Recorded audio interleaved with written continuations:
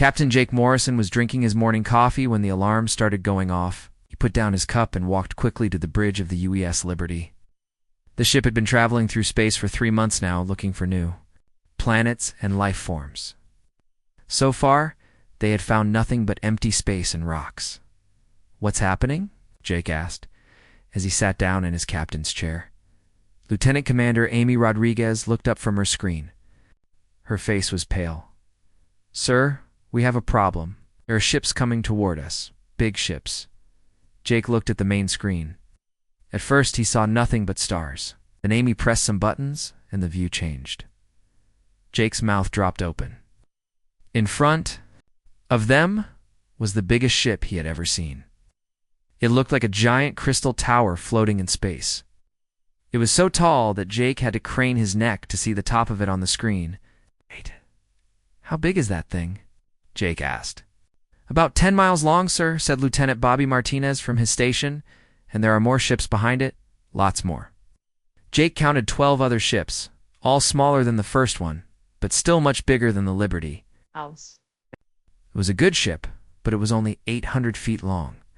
These alien ships made it look like a toy boat next to real ships. "Are they friendly?" Jake asked. Before anyone could answer, the communications system crackled to life. A deep, booming voice filled the bridge.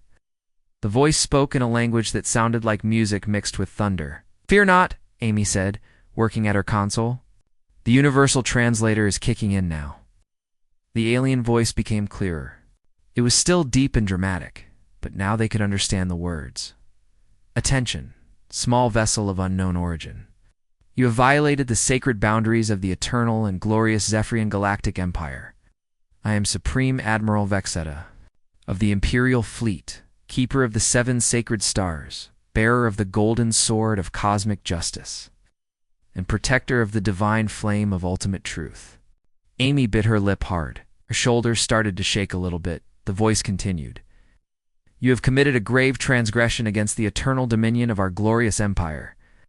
Your pitiful craft has dared to enter the holy space that belongs to his supreme radiance of infinite cosmic wisdom, our beloved emperor."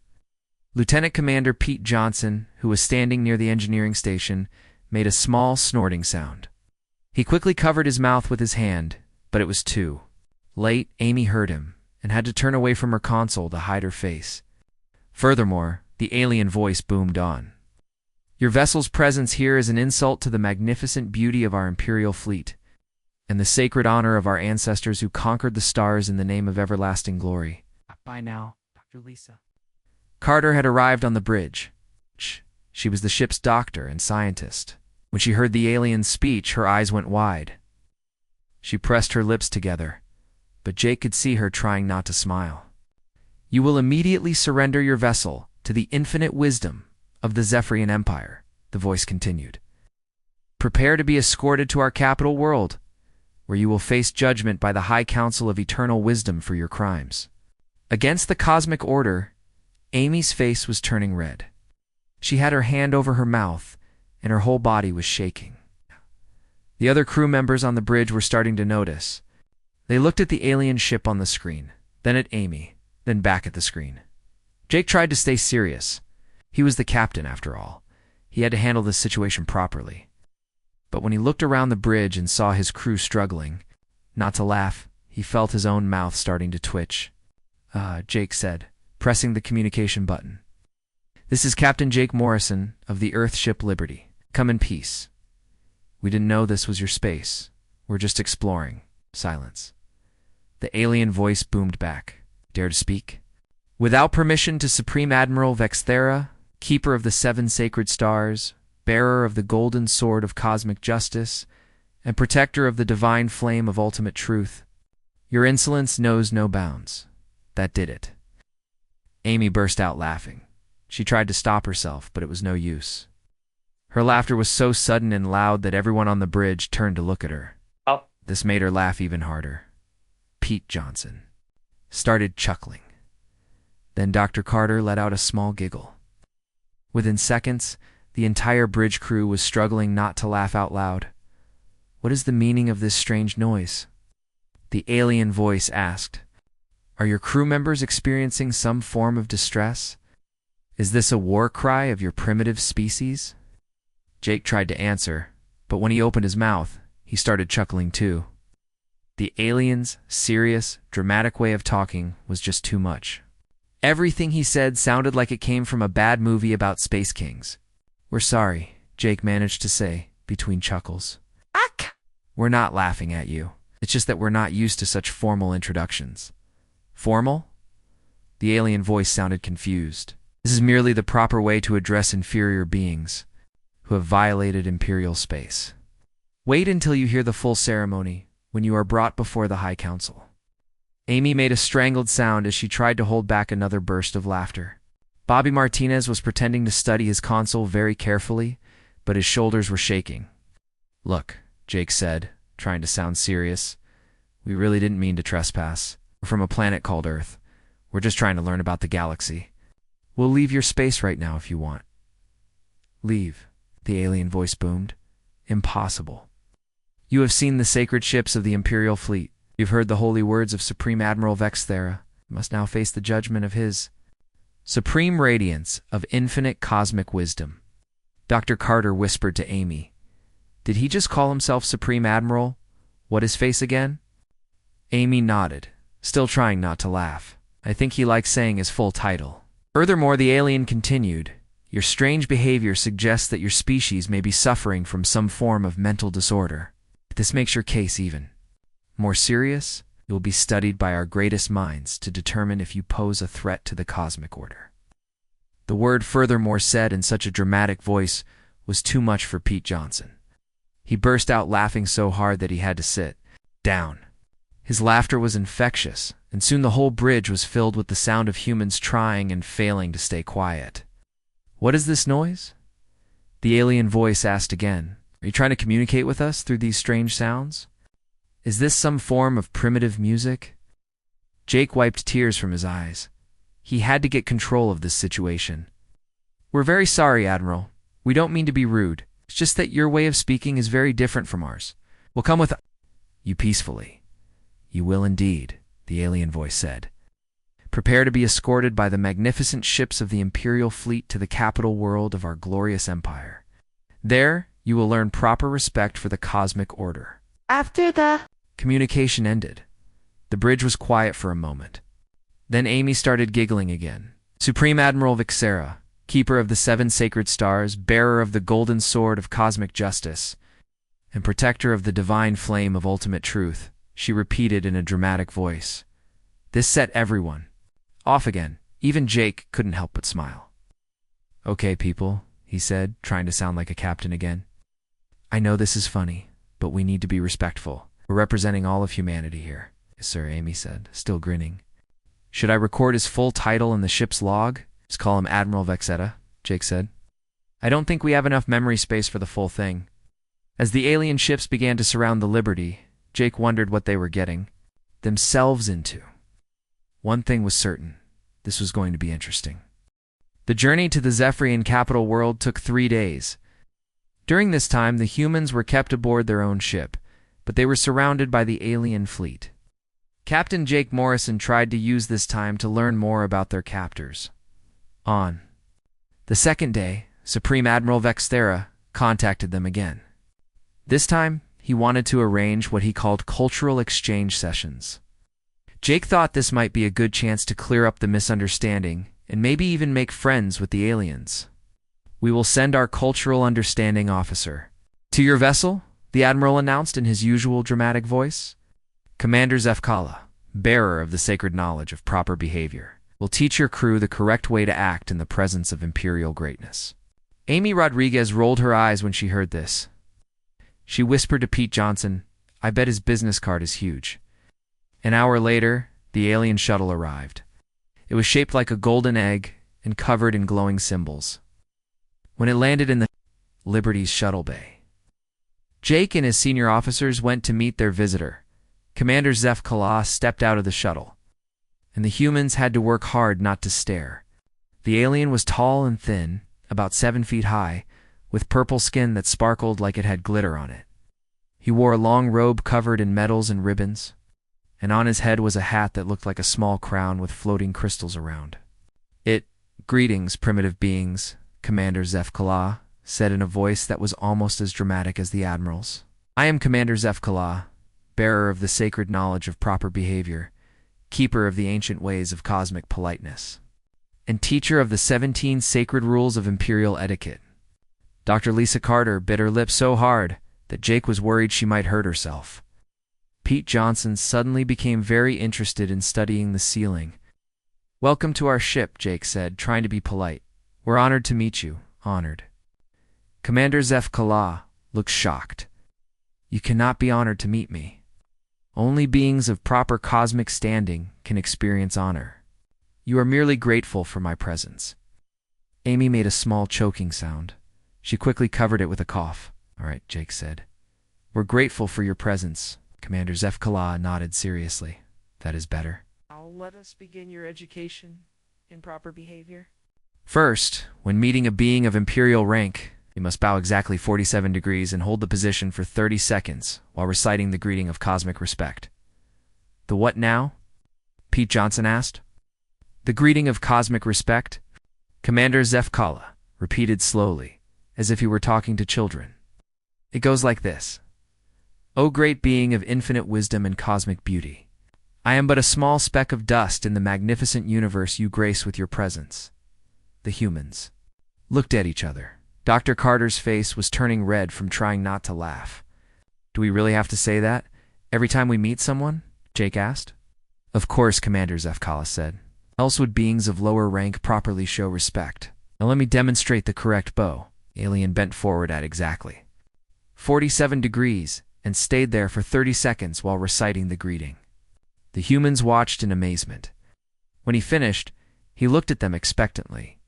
"Your turn," he said. Jake looked at his crew. They all looked back at him with expressions that clearly said, "Please don't make us do this." But Jake knew they had to try to get along with these aliens.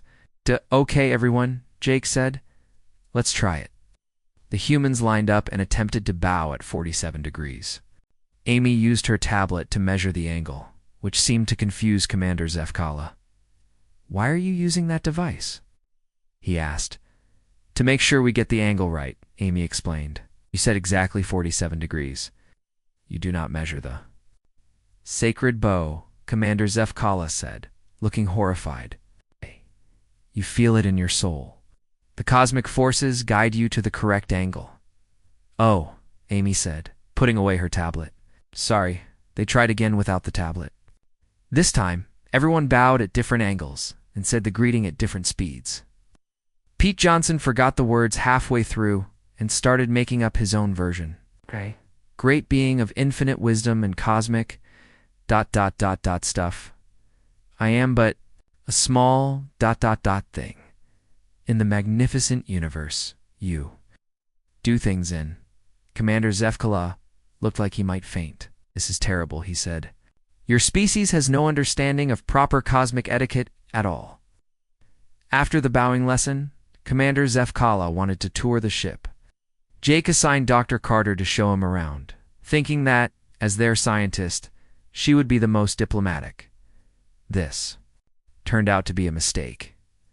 Their first stop was the engine room, where Chief Engineer Pete Johnson was working. When Commander Zef-Kala saw the ship's engines, he gasped dramatically. "What are these primitive devices?" he asked. "Those are our engines," Pete said proudly. "They're fusion-powered with quantum field generators. Pretty neat stuff." Commander Zef-Kala staggered backward as if Pete had slapped him. "Pretty neat stuff?" he repeated in horror. "You dare describe mechanical devices with such casual words?" Pete looked confused. "Well, yeah. They work good and don't break down much." "What's wrong with that? What's wrong?" Commander Zef-Kala was now breathing heavily. "These are engines. Sacred devices that move vessels through the holy vacuum of space. They should be called the divine engines of stellar transcendence, or at least the magnificent propulsion systems of cosmic wonder." Pete stared at him. "Dude, they're just engines." Commander Zef-Kala made a sound like a wounded animal. Dr. Carter quickly stepped in. "What Commander Johnson means," she said, is that our engines are simple but effective. Simple? Commander Zefkala looked even more upset. Nothing that touches the cosmic forces can be simple. Everything in the universe is complex and filled with divine mystery. Dr. Carter was starting to understand the problem. These aliens seemed to think that everything had to be dramatic and mysterious. They couldn't just call things by normal names. The tour continued, and things got worse. When they reached the cafeteria, Commander Zefkala asked about their food preparation methods. "We have a food replicator," Dr. Carter explained. "It makes meals from basic proteins and nutrients." "Food replicator," Commander Zefkala said. The words like they tasted bad.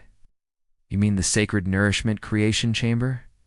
"No," Dr. Carter said patiently. "It's a food replicator. It replicates food. But that name has no beauty, no cosmic significance," Commander Zefkala protested. "How can you eat food made by something with such a plain name? 'Cause we're hungry and it tastes okay," said Ensign Carol Williams, who was eating lunch. Nearby, Commander Zefkala sat down heavily in a chair, looking exhausted. "Your species," he said slowly, "has no appreciation for the magnificent beauty of existence. You call divine engines? Pretty neat stuff, and sacred nourishment chambers. Food replicators. How do you find meaning in life?" "By living it," Carol said with a shrug. This seemed to break something in Commander Zefkala's mind. He stared at her for a long moment, then put his head in his hands. Meanwhile, the human crew was having their own cultural exchange session.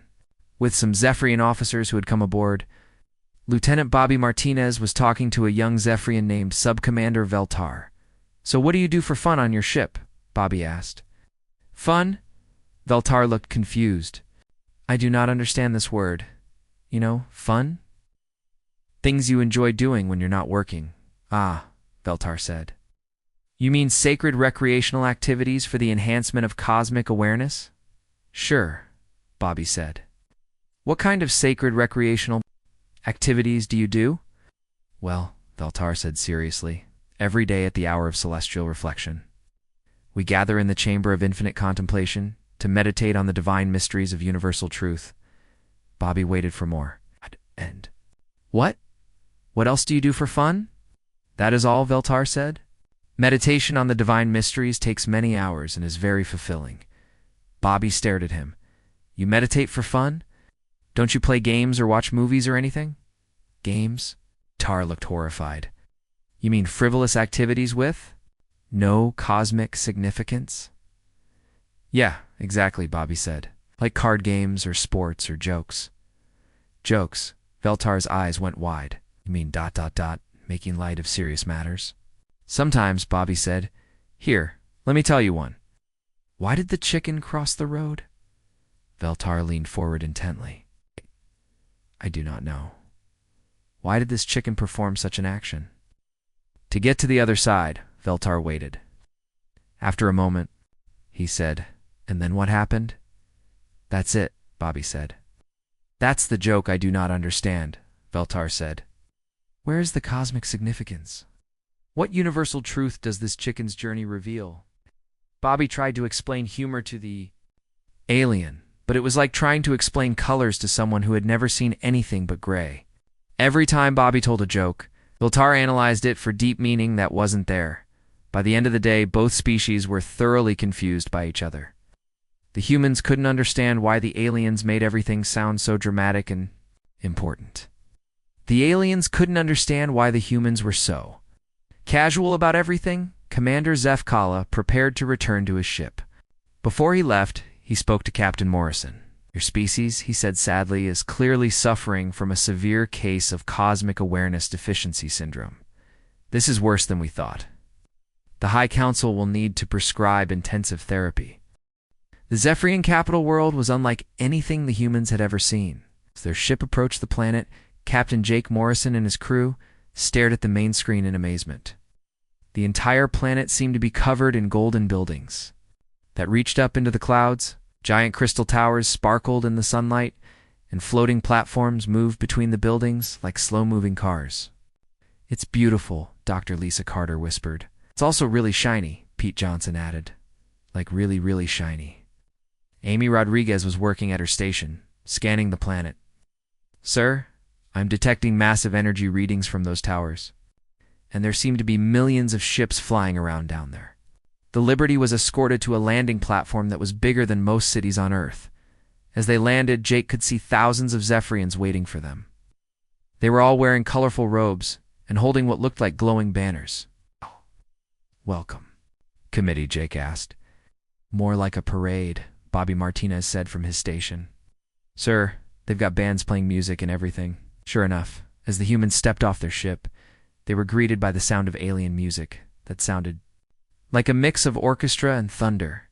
The Zephyrians had arranged themselves in perfect rows. They all bowed at exactly 47 degrees when they saw the humans. Supreme Admiral Vexata was waiting for them. But now he was wearing even more medals and ribbons than before. His hat had grown bigger too, and it now had floating crystals that spelled out words in the air above his head. "Greetings, beings of the primitive vessel," he announced in his booming voice, "are now on the sacred capital world of our glorious empire. You will be escorted to the Palace of Infinite Justice, where the High Council of Eternal Wisdom will decide your fate." "Couldn't we just talk about this somewhere quiet?" Jake asked hopefully. "Quiet?" Admiral Vexthera looked shocked. "Justice cannot be served in quiet places. It must be proclaimed loudly so that all the universe can hear the wisdom of our decisions." The humans were loaded into what the aliens called the Royal Transportation Vessels of Sacred Journey. These turned out to be floating platforms decorated, with so many gold decorations and flashing lights that they hurt to look at as they flew through the city. Dr. Carter tried to study the alien architecture. Every building seemed to be trying to be more dramatic than the one next to it. There were spiral towers that twisted up into the sky, pyramid-shaped structures covered in mirrors, and buildings that looked like giant flowers made of metal and crystal. "Do you think they have any normal buildings?" Amy whispered to Pete. "I don't think these people know what normal means." Pete whispered back. Their destination was the largest building on the planet. The Palace of Infinite Justice was a massive structure that looked like someone had taken a mountain and covered it in gold and jewels. It had hundreds of towers, thousands of windows, and floating bridges that connected different parts of the building. Inside, the humans were led through corridors that seemed to go on forever. Every wall was covered in paintings of important-looking Zephyrians, and every few feet there was a statue of someone in a dramatic pose. "How many important people do they have?" Carol Williams asked quietly.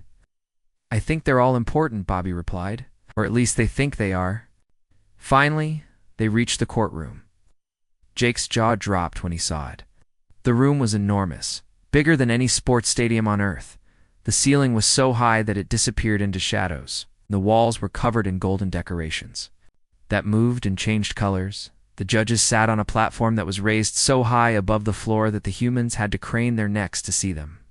There were 12 judges, and each one was wearing robes that were different colors and covered in different symbols. "The High Council of Eternal Wisdom will now begin the sacred ceremony of justice," announced a voice that seemed to come from everywhere at once. "All beings will show proper respect for the cosmic authority of the court." What followed was the longest, most complicated ceremony the humans had ever seen. First, each judge had to be introduced with their full name and title. This took 20 minutes, because each judge had at least 15 different titles. The Chief Justice was called His Supreme Excellence of Ultimate Judicial Wisdom, Keeper of the Sacred Laws of Cosmic Order, Bearer of the Golden Scales of Universal Truth, and Protector of the Divine Balance of Justice. His introduction alone took 3 minutes. Amy was taking notes on her tablet, but she gave up after the 5th judge. "I can't type fast enough," she whispered to Dr. Carter. Next came the costume changes. Each judge changed their robes 3 times during the ceremony, and each change required a 5-minute break while assistants helped them put on new outfits. The colors and patterns were supposed to represent different aspects of justice, but to the humans, it looked like the judges were playing dress-up. During the second costume change, Pete Johnson started to giggle. He tried to stop himself, but the sight of 12 serious aliens changing into increasingly ridiculous outfits was too much for him. "Pull yourself together," Jake whispered. But he was having trouble keeping a straight face, too. The charges against the humans were read by a court official, whose job title was Herald of Cosmic Accusations and Speaker of Imperial Grievances.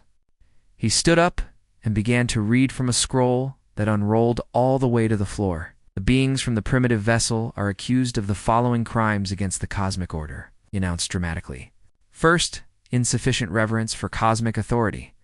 Second, failure to acknowledge imperial magnificence. Third, suspected mockery of sacred traditions. Fourth, casual treatment of divine technologies. Fifth, improper use of sacred terminology. List went on and on. There were 17 different charges in total, including failure to appreciate cosmic beauty, insufficient awe in the presence of greatness, and suspected mental deficiency causing inappropriate responses to serious situations. Commander Steve Phillips had been chosen to speak for the humans. He stood up when the herald finished reading the charges.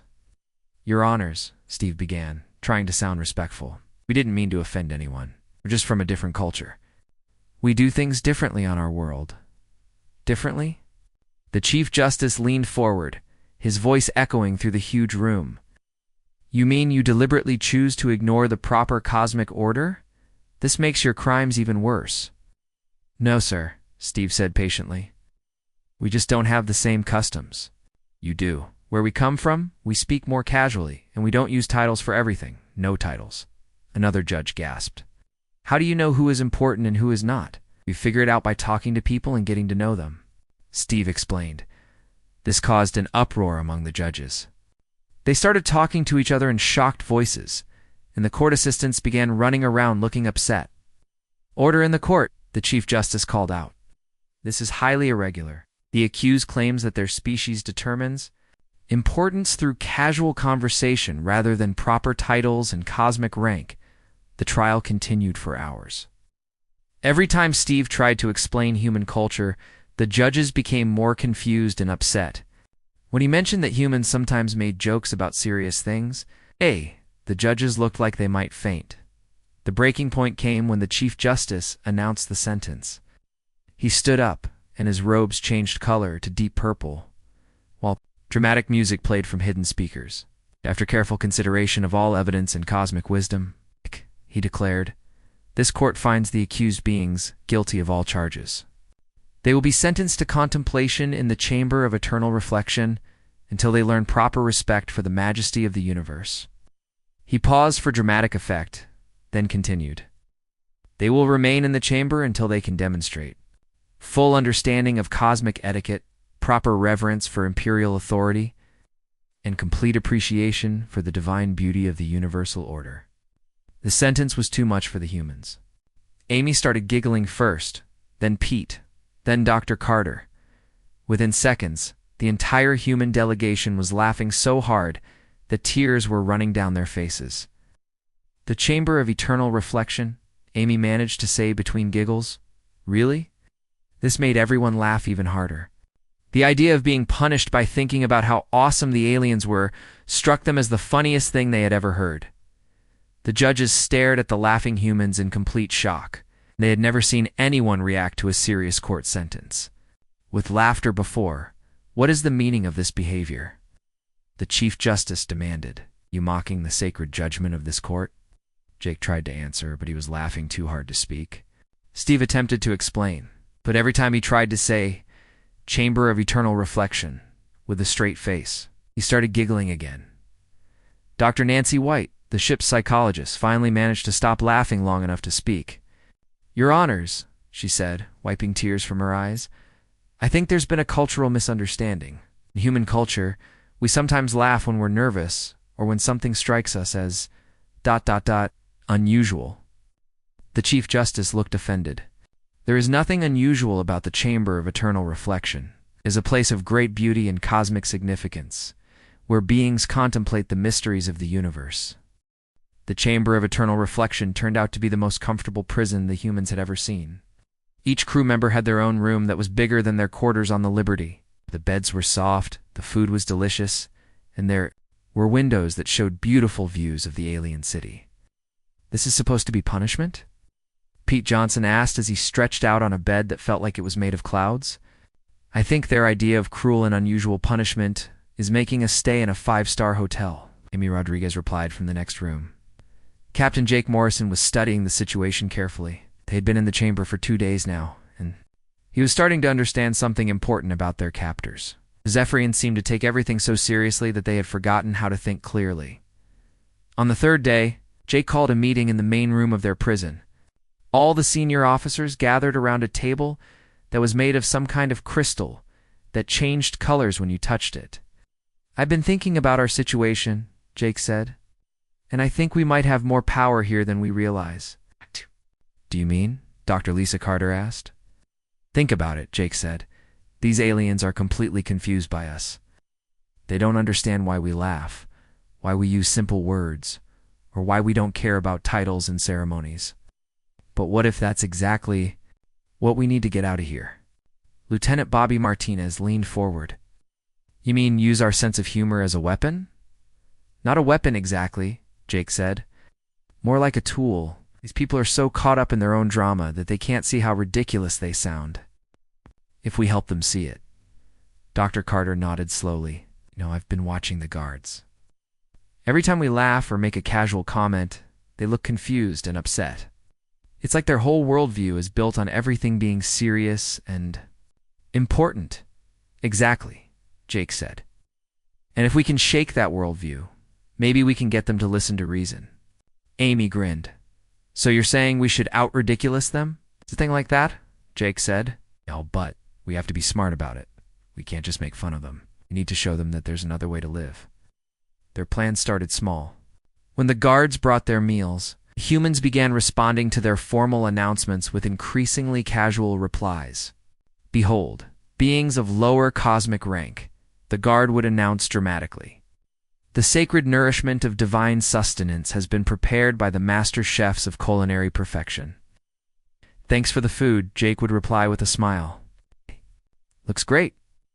This simple response seemed to break something in the guard's brain. He would stand there for a moment, mouth open, as if he couldn't understand how someone could talk about sacred nourishment so casually. After a few days of this, the guards started arguing among themselves about whether the humans were being disrespectful or if they just didn't understand proper protocol. The humans could hear them talking in the hallways. Maybe they really don't know how to show proper respect, one guard said. How can any intelligent being not understand the sacred laws of cosmic etiquette? Another replied, I don't know, but they seem happy all the time, even in prison. The word about the strange human behavior spread through the palace. Soon, young Zephyrians were sneaking closer to the chamber to listen to the humans talk. They'd never heard anyone speak so casually about serious things before. One young guard named Kefdar became particularly curious about the humans. During his shift, he would ask them questions about their culture. How do you address your leaders? He asked Jake one day. We call them by their names, Jake replied. Sometimes we add their title, like President Smith or Captain Morrison, but mostly we just use names. Kefdar looked shocked. Just names? No sacred titles of ultimate authority? Nope, Jake said cheerfully. Just names. It makes things easier, but how do you know how important they are? Figure it out by watching what they do and how they treat people, Jake explained. Actions matter more than titles.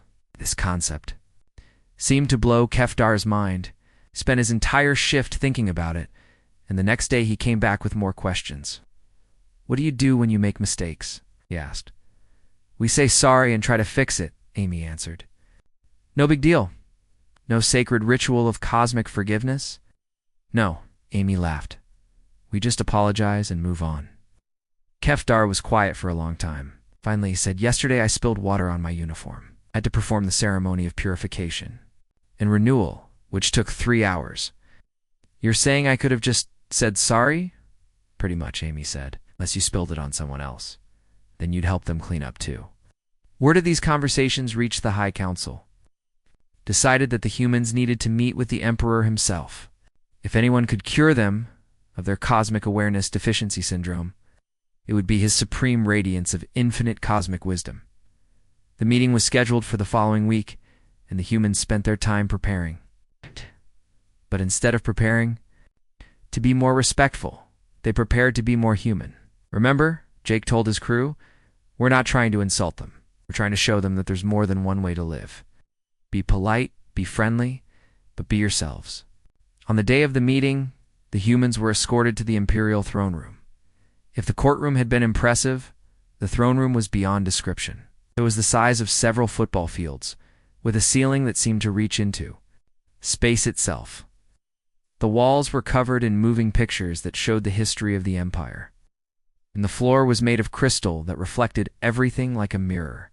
At the far end of the room, on a throne that was taller than most buildings, sat the Emperor.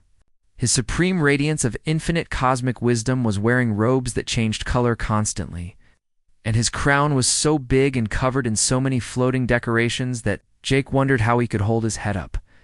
The walk to the throne took 10 minutes, even though they were riding on a moving walkway. Along the way, hundreds of court officials announced their approach with trumpets, drums, and singers. Approaching the divine presence, they called out, "Make way for the beings who seek the infinite wisdom of his supreme radiance." When they finally reached the throne, the Emperor looked down at them from his great height. His voice, when he spoke, was so amplified that it echoed through the entire room. So he boomed, "You are the beings who do not understand the cosmic order. You are the ones who treat serious matters with casual words and laugh at sacred ceremonies." Jake stepped forward and looked up at the Emperor. Instead of bowing or using fancy words, he simply said, "Hello, Your Majesty. Thank you for agreeing to see us." The simple greeting had an immediate effect. The Emperor blinked in surprise, and several court officials gasped. No one had ever addressed his supreme radiance so casually before. "Hello?" The Emperor repeated slowly, as if he had never heard the word before. "Yes," Jake said with a smile. "It's a simple greeting. It means we're happy to see you, and we hope you're having a good day." The Emperor stared at Jake for a long moment. "You hope I'm having a good day?" "Sure," Jake said. "Everyone deserves to have good days." This seemed to break something fundamental in the Emperor's understanding of the universe. He had spent his entire life being treated like a divine being, with people bowing and scraping and using elaborate ceremonies just to speak to him. No one had ever simply wished him a good day before. The Emperor started, then stopped. He looked confused and a little sad. "I'm not sure if I'm having a good day or not. No one has ever asked me that before." Dr. Carter stepped forward. "What makes you happy, Your Majesty? What do you enjoy doing?" The Emperor thought about this for a very long time. The entire throne room was silent, waiting for his answer. "I don't know," he finally admitted. "I have spent so much time being supreme and radiant that I have forgotten what makes me happy. I rule an empire, I make important decisions, I wear magnificent robes, but I cannot remember the last time I laughed or smiled or felt joy." Humans looked at each other. They were beginning to understand the real problem with the Zephyrian Empire. These people had made everything so serious and formal that they had forgotten how to be happy. Jake made a decision that would change everything. He looked up at the lonely Emperor on his enormous throne and said, "Would you like to hear a joke?" Entire court gasped. Several officials fainted. But the Emperor leaned forward, curious. "What is a joke?" he asked. And that was when the real revolution began. Captain Jake Morrison looked up at the Emperor sitting on his enormous throne. The entire court was holding its breath, waiting to see what would happen when a human told a joke to his supreme radiance of infinite cosmic wisdom. "What is a joke?" the Emperor asked again, his voice echoing through the vast throne room. Jake smiled. "Joke is something funny that makes people laugh. It's a way to share happiness with others." "Happiness?" The Emperor said the word like he was tasting something new. "I'm not familiar with this concept in relation to imperial duties." "Well," Jake said, "happiness doesn't have to be an imperial duty. It can just be something you enjoy. Here, let me show you. Why don't chickens tell jokes?" The Emperor leaned forward on his throne, genuinely curious. "I do not know. Why don't these chicken creatures tell jokes? 'Cause they would crack each other up," Jake said with a grin. There was complete silence in the throne room. The Emperor stared at Jake for a long moment, processing the words. Then, slowly, a strange sound came from the throne. It started as a small noise, like air escaping from a balloon, and grew louder. The Emperor was laughing. It wasn't a big laugh at first, just a quiet chuckle. But it was the first time in over 50 years that his supreme radiance had made any sound that wasn't a formal pronouncement. The court officials looked terrified. That was ... the Emperor said, still chuckling. That was amusing. The chickens would crack up, like eggs crack. I understand the connection. Exactly, Jake said. That's how jokes work. They take ordinary things and connect them in unexpected ways. Ow.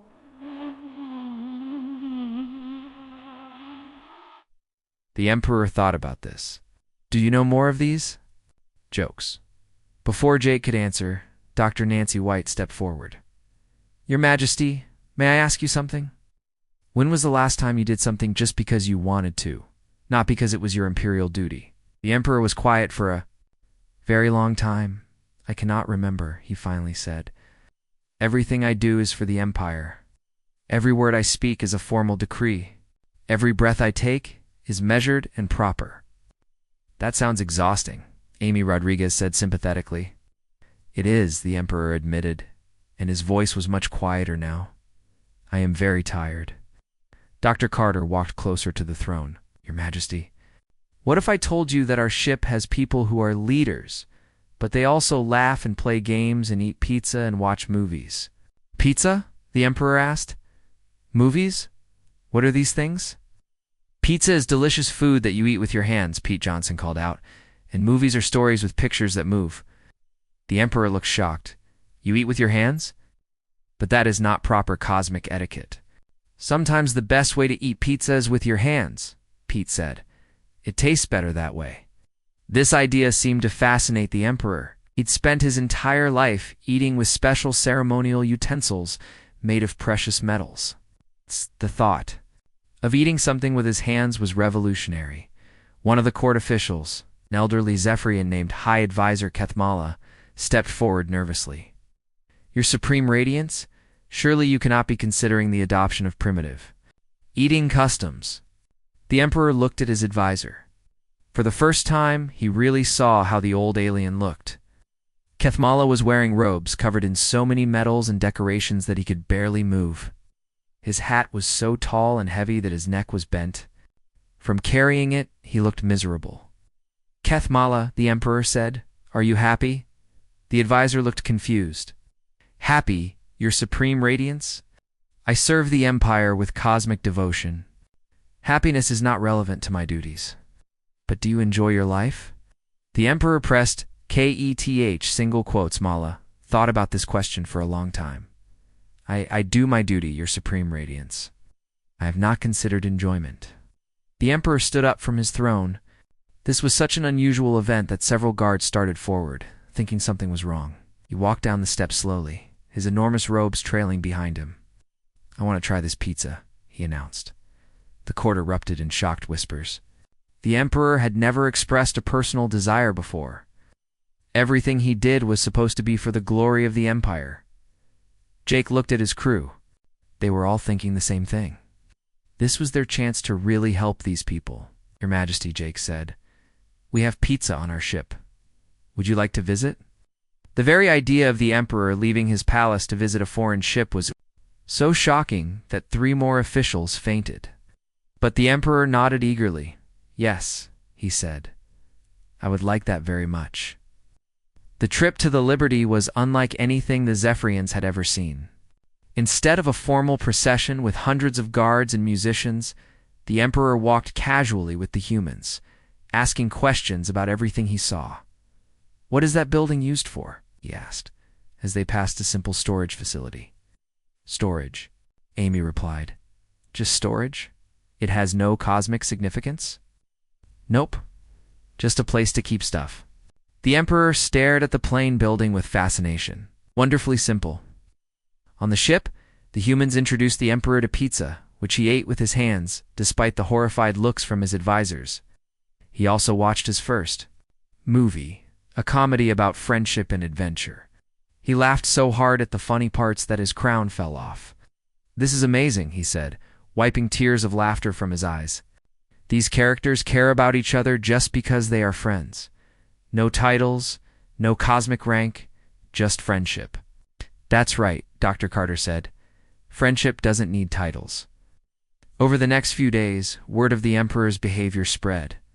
Throughout the Empire, the news that his Supreme Radiance was eating with his hands and laughing at stories shocked everyone. But something interesting started to happen. Young Zephyrians began asking questions. If the Emperor could eat pizza with his hands, why did they need to use the sacred utensils of proper nourishment? If his Supreme Radiance could laugh at jokes, why were they forbidden from showing amusement during the daily ceremony of serious contemplation? Kefdar, the young guard who had talked to the humans, was one of the first to make a change. Instead of announcing meal deliveries with a full formal speech, he started saying, "Here's your food. Hope you like it." His supervisor was horrified, but the other guards thought it sounded nice. Soon, half the palace guards were using casual greetings instead of formal announcements. The changes spread like a wave through the empire. Citizens began shortening their names, dropping unnecessary titles, and speaking to each other in normal voices instead of dramatic pronouncements. The daily ceremonies of various cosmic significances were shortened from 4 hours to 30 minutes, then to 15 minutes, then abandoned altogether. High Advisor Kethmala tried to stop the changes, but even he was affected. After watching the Emperor laugh and smile for the first time in decades, the old advisor began to question whether all their ceremonies were really necessary. Perhaps, he said one day, we could call the sacred morning beverage preparation ritual just making coffee. The transformation wasn't just happening in the palace. Across the empire, Zephyrians were discovering the joy of simple pleasures. They started playing games, telling jokes, and doing things just because they wanted to, not because cosmic protocol demanded it. The most dramatic change came when the Emperor made an announcement to the entire empire. Instead of speaking from his great throne in formal robes, stood in the palace garden wearing simple clothes and spoke in his natural voice. "My friends," he said, and the word friends sent shock waves through the empire because no emperor had ever called citizens friends before. "I have learned something important from our human visitors. Life is supposed to be enjoyed, not just endured. From now on, we will focus on being happy and helping each other, not just on ceremonies and titles." He paused and smiled. Something his subjects had never seen before. "Also, pizza is really good, and you should try eating it with your hands." The old empire was crumbling, but something better was taking its place. Instead of a rigid hierarchy based on titles and ceremonies, the Zephyrians were building a society based on friendship and mutual respect. When it came time for the humans to leave, the Emperor asked if he could come with them. He decided that he wanted to explore the galaxy and learn about other cultures instead of sitting on a throne giving orders. "What about your empire?" Jake asked. "It doesn't need an emperor anymore," the former Supreme Radiance replied. "The people can take care of themselves. They're much happier when they're not worrying about cosmic protocol all the time." He was right. Without the pressure of maintaining elaborate ceremonies and rigid hierarchies, the Zephyrian worlds became peaceful and prosperous. Citizens worked together to solve problems instead of waiting for orders from above. The Liberty left the Zephyrian system with a new crew member. The former emperor, who now called himself simply Vex, was excited to see what other wonders the galaxy had to offer. "Where shall we go next?" he asked Jake as they watched the golden planet grow smaller behind them. "There's a species called the Drachmarians, about 6 light years from here," Amy said from her station. "Our long-range scanners suggest they're very serious about military protocol and battle honors." Vex grinned, an expression that would have been impossible for his Supreme Radiance of infinite cosmic wisdom, but came naturally to a being who had learned to laugh. "This should be fun," he said, as the Liberty jumped to faster-than-light speed. Jake reflected on what they had accomplished.